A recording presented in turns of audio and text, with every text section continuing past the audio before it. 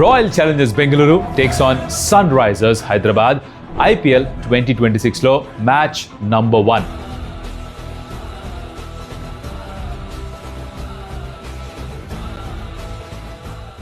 ఇది ఒక el classic of IPL కాదు, southern derby like RCB versus CSK కాదు, కానీ ఈ మ్యాచ్అప్కి కూడా ఒక సెపరేట్ ఫ్యాన్ బేసే ఉంది.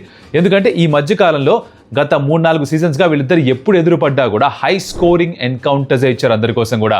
మోస్ట్ ఫేమస్లీ 2024లో చిన్నస్వామిలో ఆడినప్పుడు సన్ రైజ్ హైదరాబాద్ 287 స్కోర్ చేయడం, RCB replied with 262. It was a crazy game of cricket. Bowlers ఎప్పుడు కూడా ఇబ్బంది పడుతుంటారు, కష్టపడుతుంటారు, బ్యాటర్స్ ఎప్పుడు పండగ చేసుకుంటారు. 4లు 6లు కొడితే ఆడియన్స్ కూడా హోరెత్తిపోతుంది. మరి అలాంటి మరొక మ్యాచ్ మే 2025 తర్వాత మళ్ళీ ఇప్పుడే చిన్నస్వామిలో మ్యాచ్ జరుగుతోంది. అది ఏమైనా ఇంపాక్ట్ క్రియేట్ చేస్తుందా? ఫారెన్ ప్లేయర్ కాంబినేషన్స్ ఎలా ఉండొచ్చు, ప్లేయింగ్ లెవెన్లో ఎవరు ఉండొచ్చు, ఎవరు మిస్ అవుతున్నారు, ఇవన్నీ తెలుసుకుందాం. ఎక్కువ ఆలస్యం చేయకుండా let's get started. Welcome to stump tales. నా పేరు కౌశిక్ అండ్ మొట్టమొదటి మ్యాచ్ ఈ టాటా ఐపీఎల్ 2026లో it is RCB the defending champions, attacking champions taking on sun rise Hyderabad. వీళ్ళు T20 క్రికెట్ బ్యాటింగ్ డెఫినేషన్నే మార్చేసిన team. So it's going to be great encounter, this no doubt in that. Match కూడా చిన్నస్వామి స్టేడియంలో. ఏం expect చేయాలి చిన్నస్వామి స్టేడియంలో? ఇక్కడ the multiple ways in which this match can go. ఎందుకంటున్నా ఇలా అంటే, ఇంతకాలం అయిపోయిన తర్వాత మ్యాచ్ జరిగి wicket pitch obviously is fresh కదా, సో ఫాస్ట్ బౌలర్స్కి ఎక్కువ హెల్ప్ ఉండే అవకాశం కూడా ఉంటుంది. That's one. బికాజ్ సాధారణంగా మ్యాచెస్ ఆడుతూ ఉంటే, ఒక సీజన్ జరుగుంటే, ఇక్కడ రంజీ ట్రోఫీ మ్యాచ్లు, సయ్యద్ ముస్తక్ అలీ మ్యాచ్లు, విజయ్ హజారే మ్యాచ్లు జరుగుంటే పిచెస్ యూజ్ అయ్యి ఉండేవి. అప్పుడు కొంచెం దాని మీద వేరెంటేజ్ జరుగుండేది. అలాంటిది ఏమీ లేదు, ఫ్రెష్గా ఉన్నాయంటే అంతా బాగుంటే పేస్ బౌలర్స్కి మంచి బౌన్స్ అండ్ క్యారీ దొరికే అవకాశం ఉంటుంది. గ్రాస్ వదిలేరా బాల్ కాస్త మూవ్ అవ్వచ్చు. That's one possibility.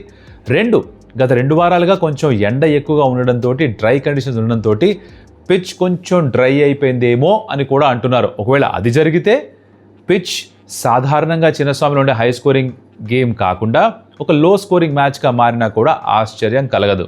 యాండీ Flower, coach of RCB, తనండం ఏంటంటే డ్యూ ఎక్స్పెక్ట్ చేయట్లేదు మేము సాయంత్రం పూట అంటున్నారు. డ్యూ లేకపోతే it's a game of skill, dew వస్తే it's a game of luck లాగా మారిపోతూ ఉంటుంది. బట్ అక్కడే ఈ బాల్ చేంజ్ అన్న రూల్ కాస్త హెల్ప్ చేయొచ్చు. టీమ్ కాంబినేషన్స్ గురించి కాస్త మాట్లాడుకుందాం. If you look at Royal Challengers Bengaluru, host వాళ్ళే కాబట్టి వాళ్ళతో ప్రారంభిద్దాం. If you look at their squad, obviously Virat Kohli, Phil Salt, this no brainers, వాళ్ళు ఎట్లాగో ఆడతారు. దేవదత్ పడికల్ని ఆడించే అవకాశాలు ఎక్కువనే నెంబర్ 3లో అంటారు, which means that Jacob Bethell might actually miss out. So ఎవరో ఒకళ్ళే ఆడొచ్చు అని మీకు గుర్తుంటే కనుక ఆర్సీబీకి సంబంధించిన ప్రివ్యూలో కూడా మాట్లాడాం మనం. సో అదే జరిగే అవకాశం ఉందని చాలామంది భావిస్తున్నారు. We'll have to wait and see. Playing 11 plus the impacts ఎలా ఉంటుందో చూడాలి. బట్ జితేష్ శర్మ నెంబర్ 5లో వస్తాడు, 4లో రజత్ పటిదార్ వస్తాడు, 6లో టిమ్ డేవిడ్ వస్తాడని అంటున్నారు. ఐ థింక్ అక్కడే నెట్స్లోనేమో 2 రోజులుగా జేకబ్ బెథెల్ బ్యాటింగ్ చేస్తున్నాడు, టిమ్ డేవిడ్ బ్యాటింగ్ చేయట్లేదు. Is that indication? You don't know. కొంతమంది ప్లేయర్స్ కొన్నిసార్లు ఎక్కువగా ప్రాక్టీస్ చేయము, డైరెక్ట్గా మ్యాచ్లో ఆడతామంటారు. So we can't read too much into this, but of course match జరిగితే కానీ మనకు అర్థం కాదు. జేకబ్ బెథెల్ సాధారణంగా టాప్ ఆర్డర్లో ఆడే మనిషి, ఓపెన్ కానీ నెంబర్ 3 కానీ చేస్తుంటాడు. సో 6లో ఆడేది, ఆర్ యూజువల్లీ ఆస్ట్రేలియాకి 4లో ఆడుతున్నాడు, కానీ ఈ 6లో ఆడే పొజిషన్ టిమ్ డేవిడ్దే తీసుకుంటాడు కాబట్టి అది జరిగే అవకాశాలు ఉంటాయి. దాని తర్వాత of course I think Romario shepherd ఆడే అవకాశాలు పెరిగిపోయాయి. ఎందుకంటే ఇప్పుడు జాష్ హేజల్వుడ్ వచ్చి టీంతో జాయిన్ అయినా కూడా తను అందుబాటులో లేడుట. మొదట్లో కొన్ని మ్యాచ్లు ఆడకపోయే అవకాశాలే ఎక్కువ. అండ్ 99.99% ఫస్ట్ గేమ్ ఆడట్లేదని అంటున్నారు. So which means that the leader of the bowling attack is going to be Bhuvneshwar Kumar. Hazlewood లేడు, తుషారాకేమో ఎన్ఓసి రాలేదు శ్రీలంక బోర్డు నుంచి, సో తను ఉండడు. విచ్ మీన్స్ దట్ వాళ్ళు మంగేష్ యాదవ్ వైపు వెళ్ళాలి, బికాజ్ యష్ దయాల్ని ఆడించట్లేదు, ఆర్సీబీ టీంతో పాటు ఉండడి సీజన్కి అని చెప్పేశారు. సో తను లేడు, సో మంగేష్ యాదవ్ ఆడాలి. అలాగే జేకబ్ డఫీ కూడా డెబ్యూ చేసే అవకాశాలు ఉన్నాయి. బట్ ఈ కండిషన్స్లో తను ఎంత ఎఫెక్టివ్గా ఉంటాడో, వరల్డ్ కప్లో ఎఫెక్టివ్గా లేడు, తన ముందర బైలాటరల్ సిరీస్ అగైన్స్ ఇండియా కూడా ఎఫెక్టివ్గా లేడు. సో ఇక్కడ ఎలా ఉంటాడన్నది వెయిట్ చేసి చూడాలి. ఆడితే కనుక రసీక్ సలాందార్, తను కూడా ఒక ఇంపార్టెంట్ రోల్ ప్లే చేసే అవకాశం ఉంది. ఇది మీడియం పేస్ కాంబినేషన్. సో ఇప్పుడు చూస్తే కనుక వాళ్ళ bowling attack, pace bowling attack కొంచెం పల్చబడినట్టుగా అనిపిస్తుంది, బికాస్ వాళ్ళ మెయిన్ బౌలర్స్ 2-3 లేరు కాబట్టి. రొమారియో షెపర్డ్ 1-2 ఓవర్లు వేస్తాడు, బట్ మోర్ ఇంపాక్ట్ఫుల్ తన బ్యాట్ తోటి. అండ్ స్పిన్ విషయానికి వస్తే లాస్ట్ సీజన్ మీకు గుర్తుండే కనుక ముగ్గురు స్పిన్నర్స్ ఆడారు ఆర్సీబీకి. ఒకటి కృణాల్ పాండ్యా, 2 సుయాష్ శర్మ, 3 లియం లివింగ్స్టన్. ఈ లియం లివింగ్స్టన్ ఇప్పుడు ఇట్లేడు, అటున్నాడు, అక్కడ వచ్చినప్పుడు మాట్లాడదాం. ఇక్కడ ఇద్దరే స్పిన్నర్స్ ఉన్నారు, కృణాల్ పాండ్యా, సుయాష్ శర్మ. సో వాళ్ళపైన ఎక్కువ ఆధారపడతారు, which was one of the reasons why last season RCB spin పరంగా ఎక్కువ వికెట్స్ తీసుకోలేదు. సుయాష్ శర్మ కూడా ఎక్కువ వికెట్స్ తీసుకోడు, సాధారణంగా వికెట్ వేస్తారు, కొంచెం వేగంగా వేస్తుంటాడు. Krunal Pandya only one was giving those breakthroughs. So ఈసారి కూడా మళ్ళీ తనపైన డిపెండ్ అవుతారు. ఎలా స్టార్ట్ చేస్తాడు సీజన్ అన్నది చూడాలి. సో పిచ్ ఎలా ఉంది, ఎంత హెల్ప్ ఉంది, అది కొంచెం డిటర్మైన్ చేయొచ్చు, ఎంత పెద్ద స్కోర్ కన్సిడర్ చేస్తారో, ఎంత స్కోర్ డిఫెండ్ చేసుకోగలరో. ఇది ఆర్సీబీ విషయం. Now before we move to sun rise Hyderabad, special mention for Virat Kohli, because తను చాలా కాలం తర్వాత తిరిగి మళ్ళీ ఆడడం చూడబోతున్నావు. And if the reports are to be believed, మంచి ఫ్రేమ్ ఆఫ్ మైండ్లో ఉన్నాడు, బాగా ఫిజికల్ ఫిట్నెస్ పైన శ్రద్ధ వహించాట, నెట్లో చాలా బాగా ఆడుతున్నట్ట. ఇన్ఫ్యాక్ట్ టీం మొత్తాన్ని కూడా తను మోటివేట్ చేసే ప్రయత్నం చేస్తున్న వీడియోస్ కూడా చూసే ఉంటారు మీరు. So that's going to be very crucial aspect. Phil సాల్ట్కి ఎక్కువ రన్స్ లేవు coming in to this season of IPL. T20 world cup ఎక్కువ రన్స్ కొట్టలేదు, but the team management is backing him. Virat Kohli ఈ ఫార్మాట్లో ఇంటర్నేషనల్ క్రికెట్ ఆడటం ఓన్లీ ఐపీఎల్ టు ఐపీఎల్ మాత్రమే ఇప్పుడు చూడబోతున్నాం తనని. So it's going to be crucial to see how he gets going. But ఈ లాస్ట్ 2-3 సీజన్స్గా పవర్ ప్లేలో ఇంకా అగ్రెసివ్గా ఆడుతున్నాడు, అల్ట్రా అగ్రెసివ్గా ఆడుతున్నాడు. So I won't be surprised if he is one of the top contenders for the orange cap also. Top ఆర్డర్లో ఉన్న వాళ్ళే, టాప్ 3 ఉన్న వాళ్ళే సాధారణంగా ఆరెంజ్ క్యాప్ రేస్ గెలుస్తూ ఉంటారు. సో దాంట్లో ఉన్నా కూడా ఆశ్చర్యం కలిగాల్సిన అవసరం ఏమీ లేదు. పైగా ఎస్ఆర్ఎస్కి అగేన్స్ట్గా ఐ థింక్ లాస్ట్ 3-4 గేమ్స్లో ఒక సెంచరీ, ఒక హాఫ్ సెంచరీ కూడా ఉంది కాబట్టి he always loves his opposition. So that's about RCB.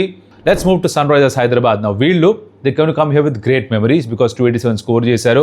And అప్పుడు ఆ 287 స్కోర్ చేసినప్పుడు ఏదైతే ఓపెనింగ్ పార్ట్నర్షిప్ అందించారో, ఎవరైతే రన్స్ కొట్టారో వాళ్ళే ఇంకా ఉన్నారు. Travis Head still there.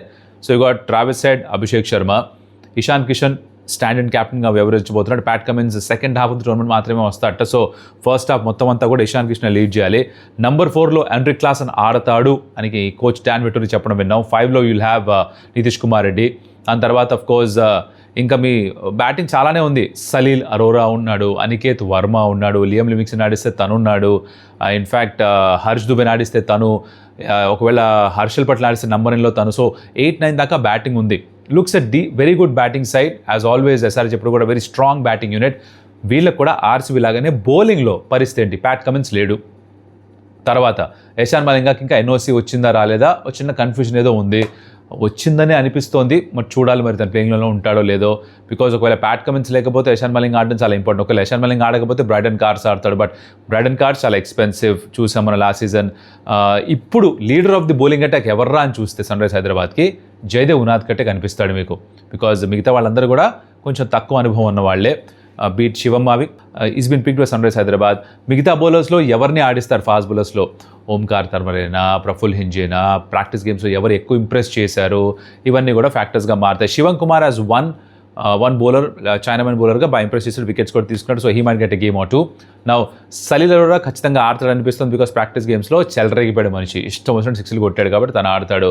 ఈ విధంగా ఉంది. సో లియం లివింగ్స్టన్ని ఆడించాలని వచ్చిన టెంప్టేషన్ ఉంటుంది, కానీ ఎక్కడ ఆడిస్తారు? Liam Livingstone typically wants to play in the top order, but top ఆర్డర్లో ఖాళీ లేదు. నంబర్ 4 దాకా సెట్, 5లో నితీష్ కుమార్, 6 నుంచి డిసైడ్ అవుతుంది ఎవరిని తీసుకురావాలని ఒక చిన్న కన్ఫ్యూజన్ కూడా స్టార్ట్ అవుతుంది. లియం లివింగ్స్టనా, సలీల్ అరోరానా, అనికేత్ వర్మానా, ఇలా ఇక కాంబినేషన్ మారుస్తూ ఉంటుంది.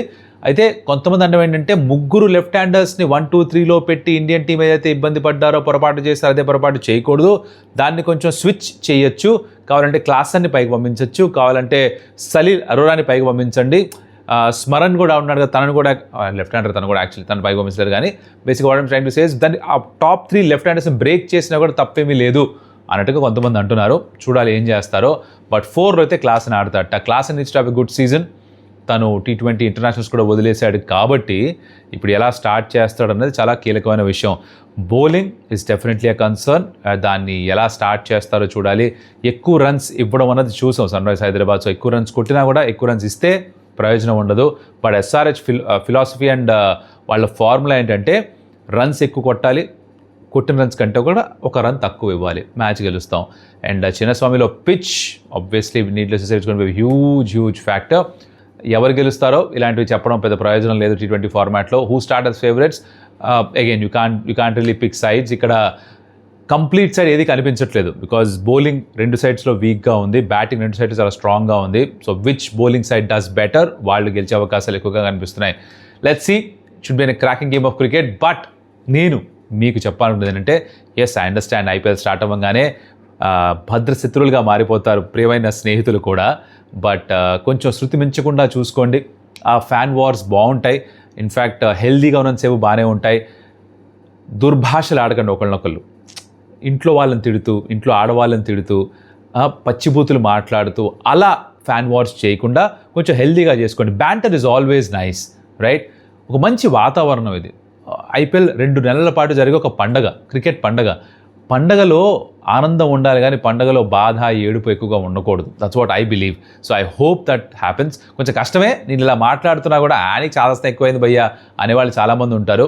బట్ ఐ హోప్ దట్ ఎక్కువ మరీ నెగిటివిటీ తోటి, టాక్సిసిటీ వైపు వెళ్లకుండా హెల్దీ బ్యాంటర్ తోటి ఒకళ్ళనొకళ్ళు చిన్నగా ఏడిపించుకోవడం ఇవన్నీ బాగానే ఉంటాయి, కానీ శృతి మించకుండా మీ టీమ్స్ని మీరు సపోర్ట్ చేసుకోవడం అద్భుతంగా ఉంటుంది అది చేస్తే.